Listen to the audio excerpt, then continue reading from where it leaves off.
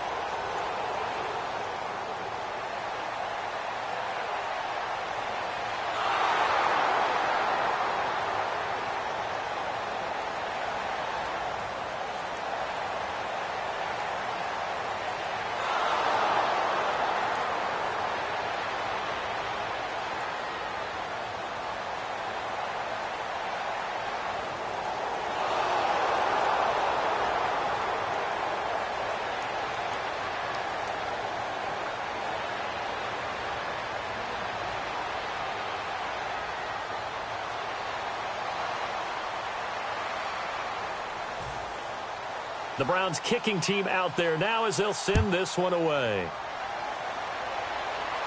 Tyler Lockett now with a return. And he'll take it up past the 25 to the 26-yard line.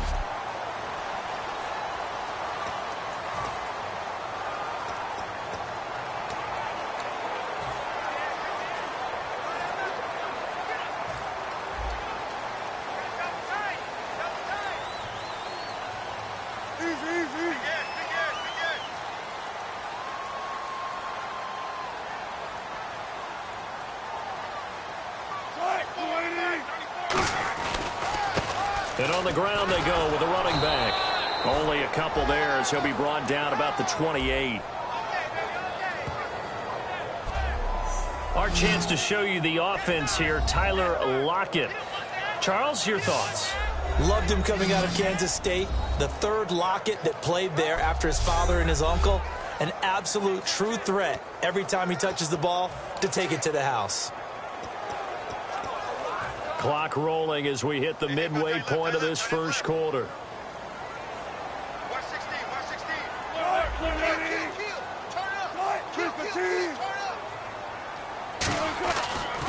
Now they'll run it on the toss.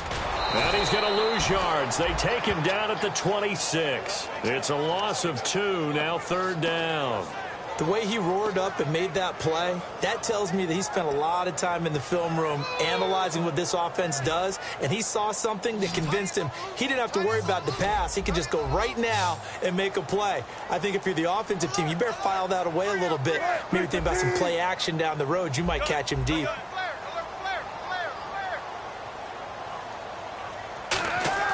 On third down, Wilson. He's got time. And he couldn't hang on to it through the contact. Incomplete.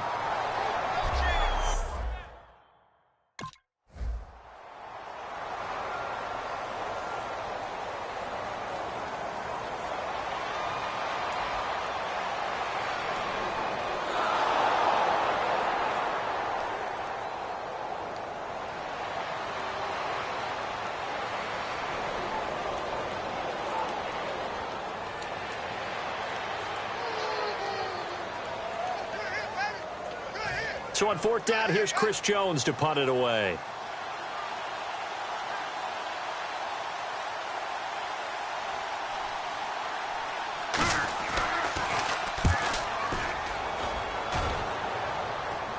That'll be out of bounds, and how good was that? They'll say the 3-yard line. That's where they spot it. The Seattle now ready to march out of the field. And the last drive, the first drive for them, not very good. 3 and out. What do they go to here? Well, you don't look down at your play sheet and say, this is what the problem is. Let's find out who my playmakers are. Get the ball in their hands, and maybe the offense will move a little bit better. Sometimes it's more important to get it to the right people rather than dialing up the right number. Exactly. Or the right play, yeah. That too. Second down following the run.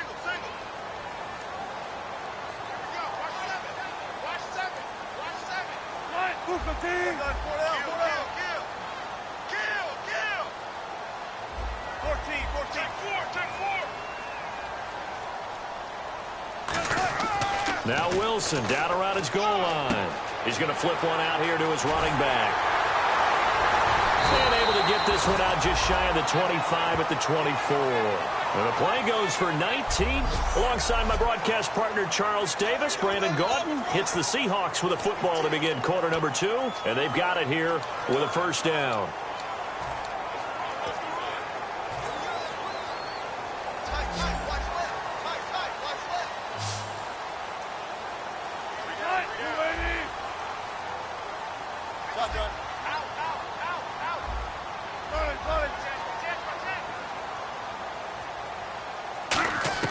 Throwing now, Wilson on first down.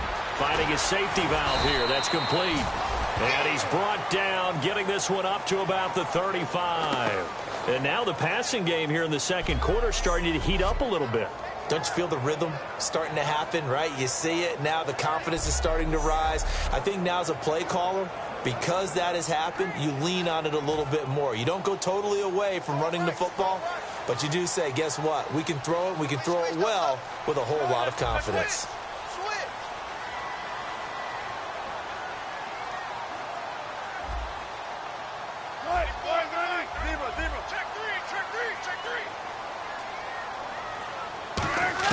Now Wilson on first down. And his throw here's incomplete.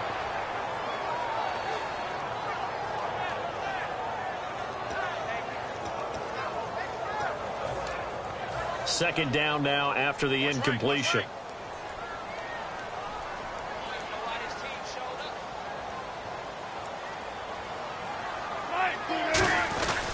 They'll give it to him right up the gut. And unable to get downhill there as he'll take this up to about the 37. It's a gain of about 3, but it's going to leave him with third and still 7 yards to go. Partner, we know today's NFL is really built around the guy throwing the football. But these short runs, they still pay dividends because they can take their toll on a defense and they can add up as the game goes along. You control the clock, you control the ball, and that way you often control the game. Wilson. He's going to hit his man out of the backfield, complete. A gain of 7, and they pick up the first. There are a lot of tough routes to try and cover. When you see a runner come out of the backfield and run this angle route, looks like they're going to the flat, and then they put their foot in the ground and cut back sharply inside, not easily covered, and then when they catch it, good momentum built up by them as well. And able to pick up the first. So a loss of 5, and it'll be second down. But there's another example of why they haven't scored any points so far. I think it's time to abandon the run game, spread things out, and go to the air. It certainly can't be any worse than what they've done so far.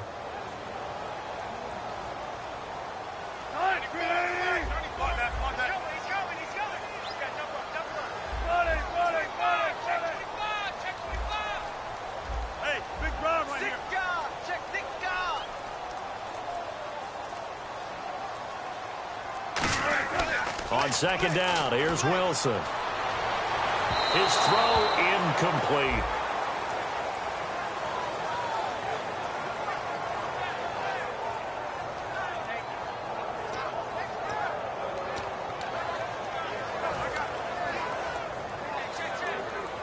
Ninth play of the drive now on 3rd and a country mile. They'll put 2 receivers left, 2 to the right.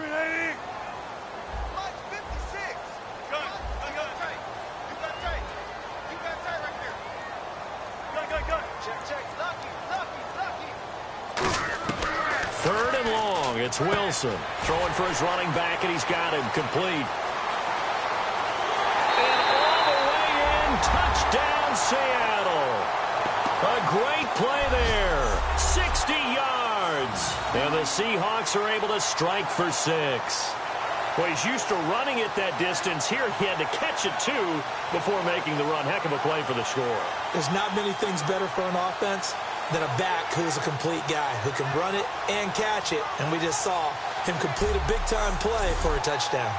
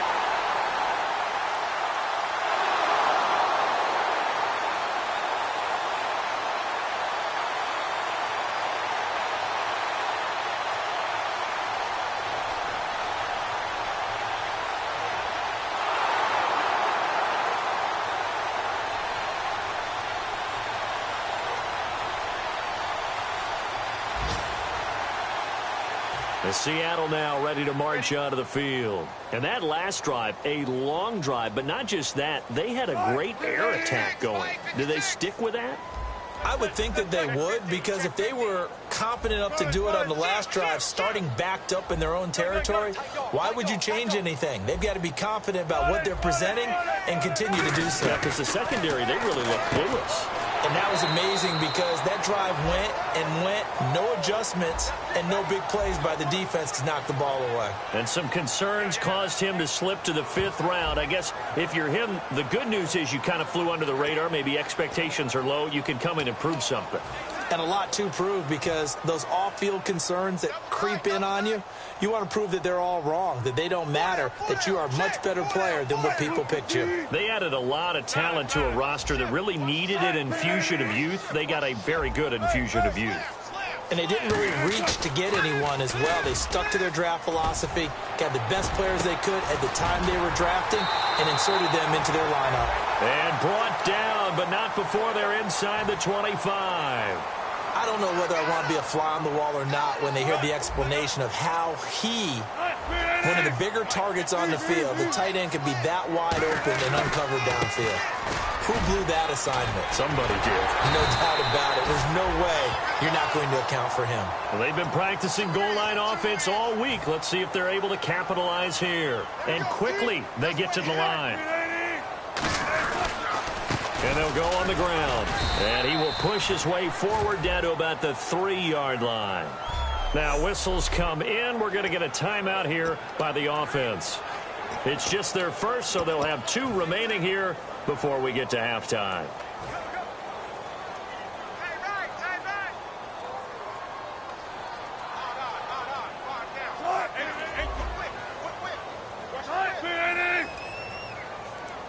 And now it's 2nd and goal.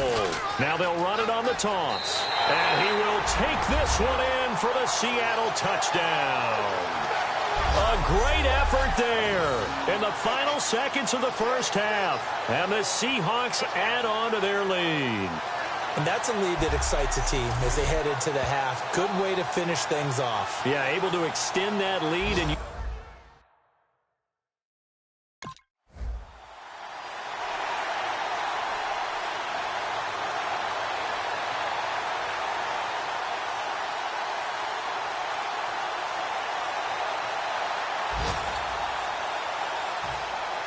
both teams appear ready for the fight ahead, and we resume action here in quarter number 3.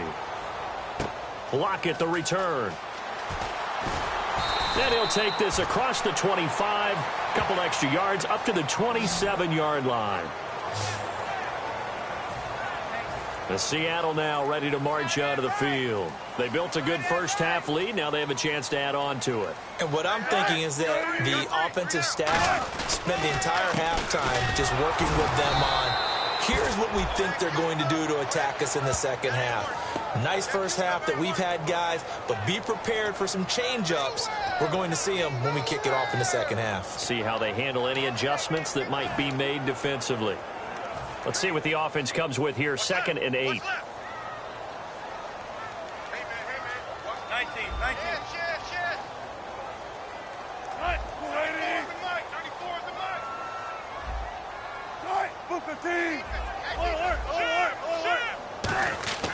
Now Wilson on 2nd down.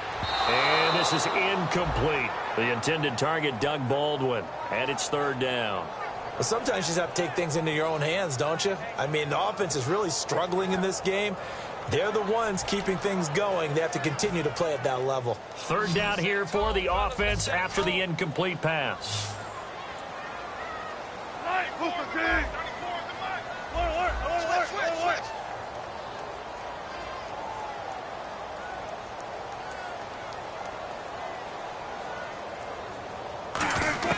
Here's Wilson to throw. And did he get the feet down? No, they'll say he did not. It's incomplete. A 3rd down. He tried to stay in bounds. Did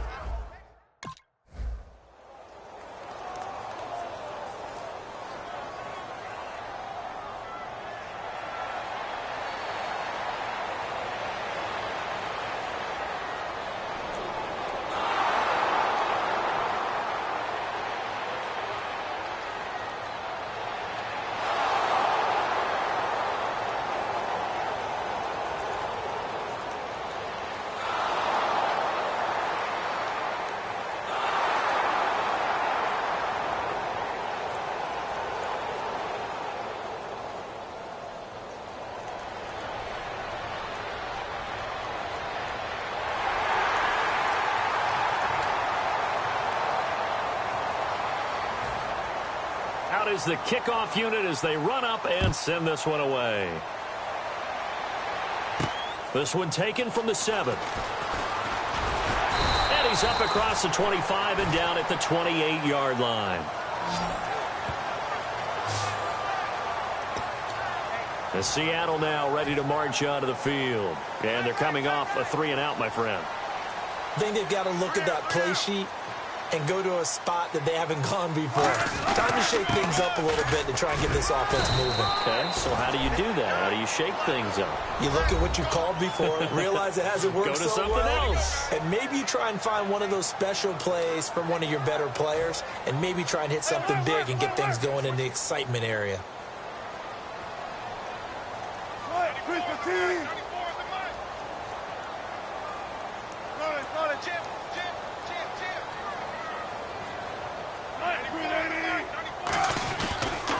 And they'll run it here.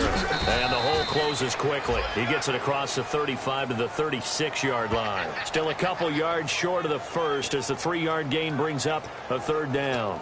You know that old expression, it's not my night? It hasn't been his so far. I don't know if the legs are a little bit heavy. Sometimes having to hang out all day and play doesn't exactly play to your advantage, but it's been a tough go for him. And every time he looks up, somebody's there defensively. That was the same case on that play.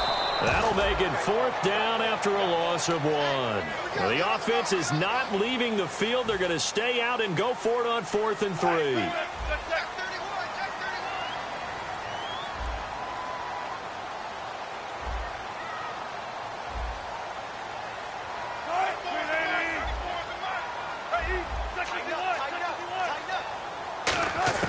They'll indeed go for it with Wilson. And it's a short one here, complete to his tight end. Call it a 3-yard gain, and they're able to pick up the conversion here on 4th down. I don't know if I agree with that. I guess they don't care if I agree with that. But, boy, you have to be surprised by that, right? I definitely was surprised that they decided to go for it in this situation. But they must have either felt like they either had a great play call on or they're trying to show extreme confidence. Give him 12 yards on that one. It earns him a fresh set of downs. And that run was what a lot of people call an explosive run. Gave them good yardage, solid yardage. They feel good about the whole thing, and they did it behind a 2 tight end set. It's always interesting to watch what offenses want to do with the two tight ends. Sometimes they line them up together for a power set. Sometimes they put one on each side of the line of scrimmage to balance things out. No matter what, though, when you see two tight ends on the field, your first thought is to think run. In this case, the offense was able to run successfully. Now they'll run it on the toss. And he'll be taken down after a decent gain, and that will bring us to the end of this third quarter of play. Back now in Seattle, Washington. It's the Seahawks with the possession. They also have the lead here as we get set for the fourth and final quarter.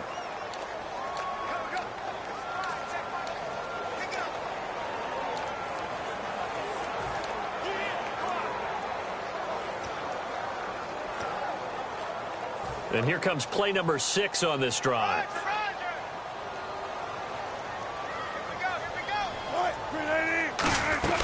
They'll run it now out of the gun.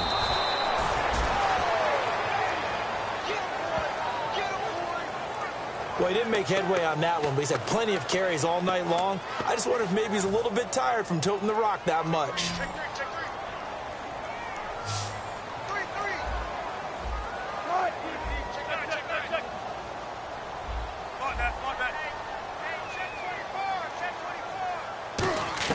On 1st and 10, it's Wilson.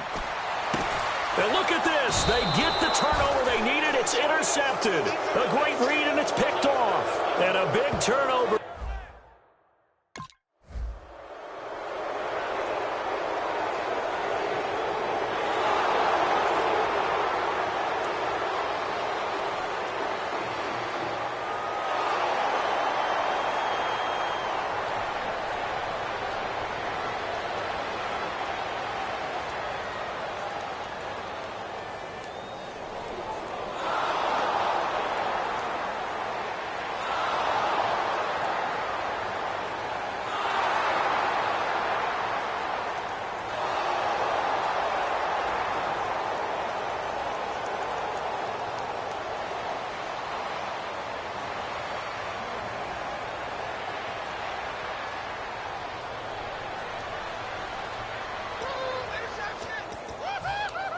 The Seahawks offense now, they get ready to head back onto the field.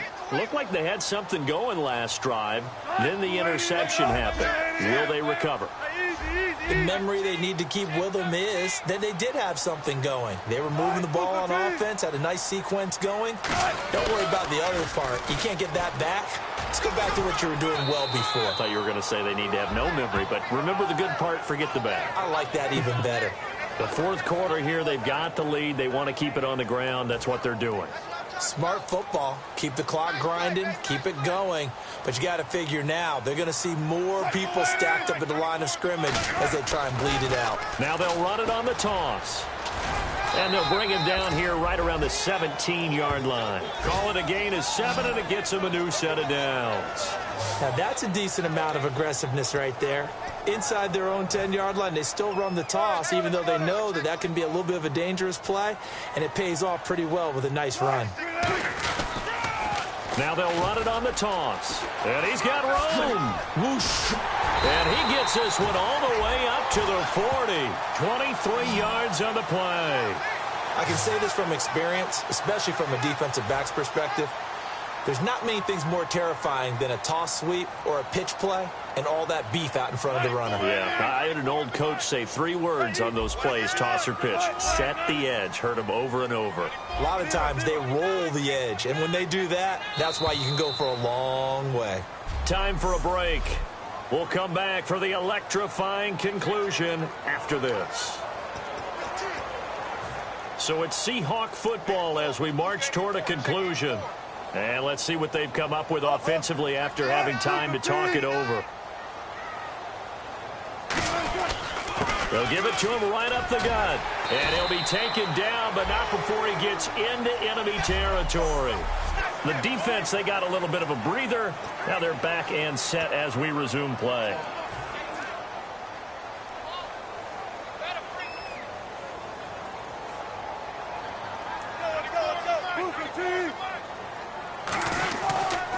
And they'll try the ground game here with the running back. And able to break. And now the Browns are going to take another timeout. And now following that timeout, the defense back out onto the field.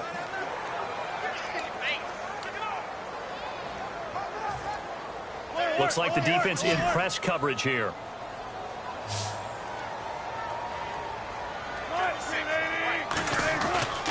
Now a handoff as they run left side. Cuts back left sideline. And he'll get this one down near the 20-yard line. So a defensive timeout, chance to regather, regroup, and get set as we resume action.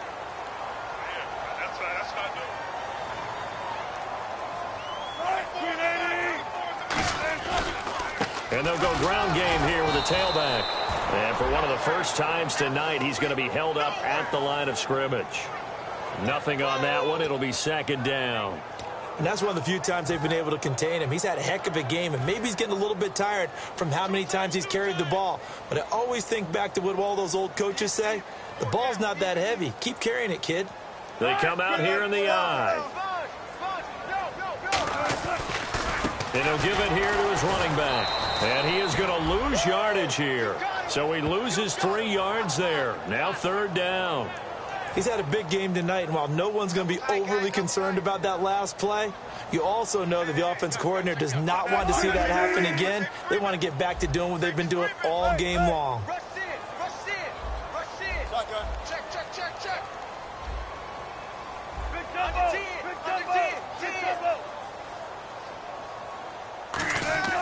Throwing now is Wilson. Finding time. A strong running. He finds his man, Baldwin. And now inside the red zone, the offense will operate.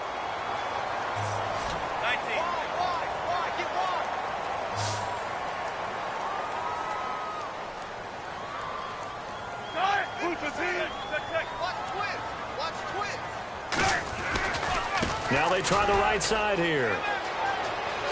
And he's across for the touchdown. And in the final minute, that should just about seal it. And that touchdown should make you feel comfortable. But do you really feel like it's totally over yet? Not totally, but I think you're pretty much there. Yeah, you still got to make sure you stay with it, do all the right things down the stretch, especially on defense. But that touchdown there, you got to.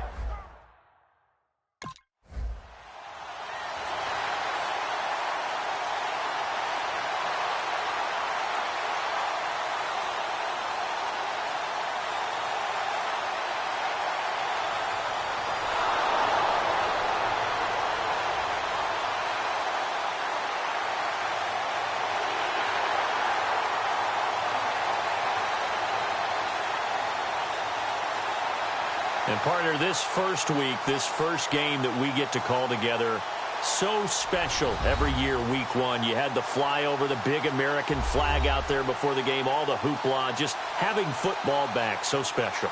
It is an opening day, opening game. There's just nothing like it because you really build to a crescendo. But the best part for us is that crescendo lasts for a while. Opening game here, an entire season. We get into the playoffs, to the Super Bowl. I was really excited. I could barely sleep last night. I can't imagine being a player. So for the Seahawks, it's a great win here on a Monday night as they'll start the new campaign 1-0. And they'll get to stay put for a few days as they'll host the Dallas Cowboys next week. Meanwhile, for Cleveland, they go down to defeat here in the opener. And they'll be on the road next week as they get a date with the Jaguars in Jacksonville. So that's a wrap. For Charles Davis, I'm Brandon Gaudin. And this has been a presentation of the NFL on EA Sports. For more, check us out at easports.com. It's a win for the Seahawks here as we say so long from Seattle.